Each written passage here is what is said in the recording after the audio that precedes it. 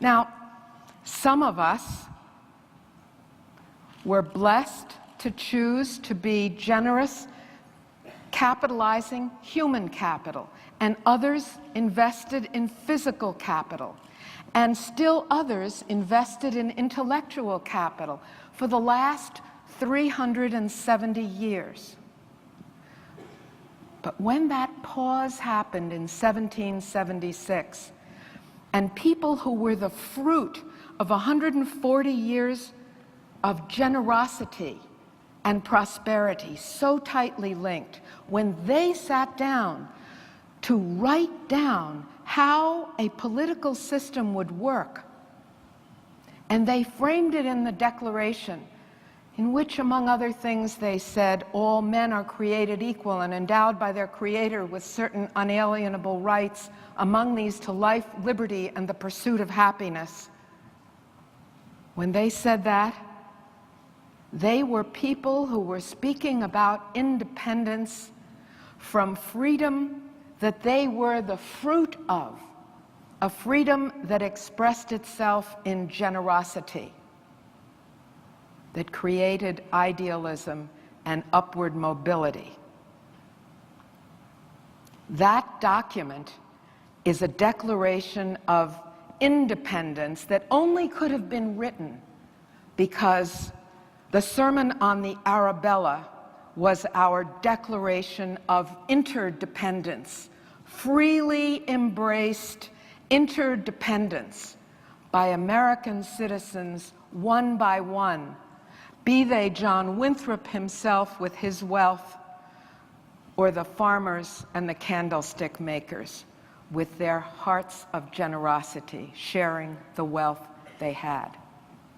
We are all greater recipients of that philanthropy in our culture than any of us are donors. Now, I've been on podiums with Bill Gates Sr., and when I said that, we were in a conversation. He said, "You're absolutely right. My son and I would agree with you that he and I have had the privilege of citizenship in America where we know that we are greater recipients of American generosity and philanthropy than we will ever be able to be donors." Now, you may be saying, this woman is on something, but let me just tell you how this could be. Remember I said some people have freely chosen to invest their generosity in human capital. Well, of course, Lady Molson invested in human capital all those young men who were educated and who were able to educate and bring this nation along. But more recently, in our own time, many of you are investors in human capital. But let me just talk for a nanosecond about Eugene Lang, who was born to a poor family in New York and became, through his career, his MBA at the Stern School at NYU, where I'm a professor, became a wealthy man. But he only became a wealthy man because someone whom he was waiting tables for thought he was smart and got him admitted and got him a scholarship to Swarthmore. And his payback, remember that circle, his payback was to start the I Have a Dream Foundation all over the country.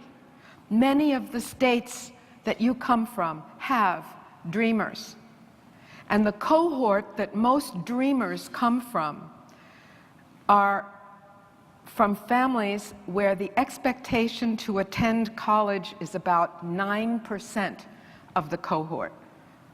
And dreamers attend college at the level of 87 to 91%.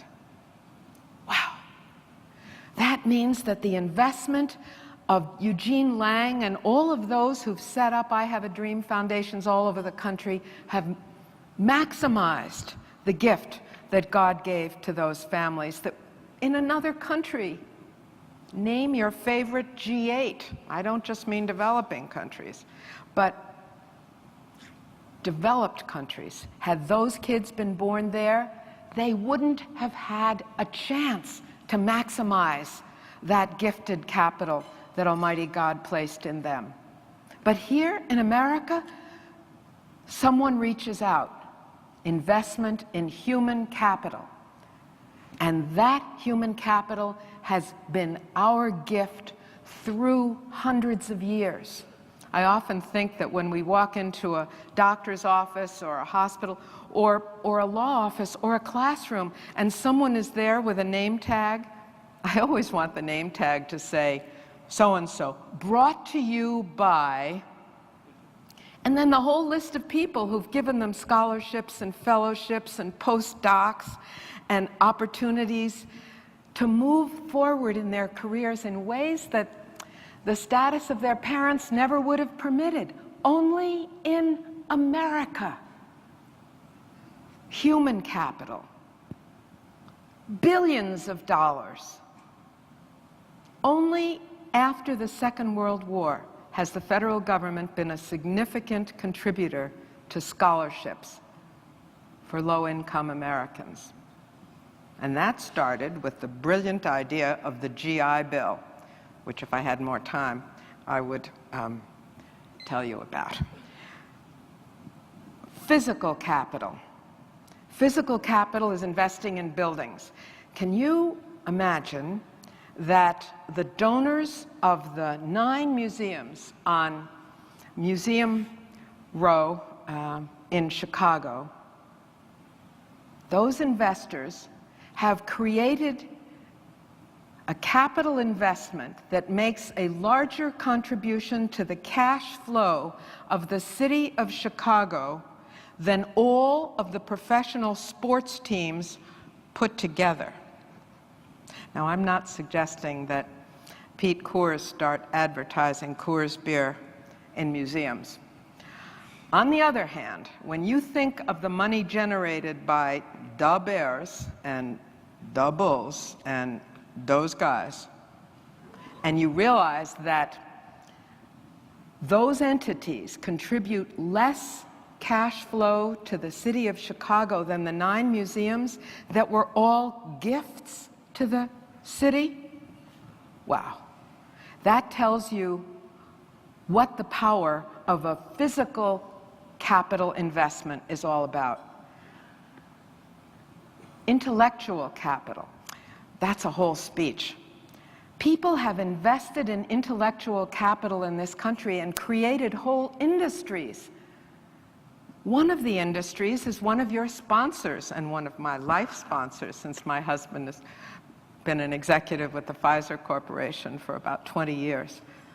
But the pharmaceutical industry is the child of the intellectual investment of philanthropists in science.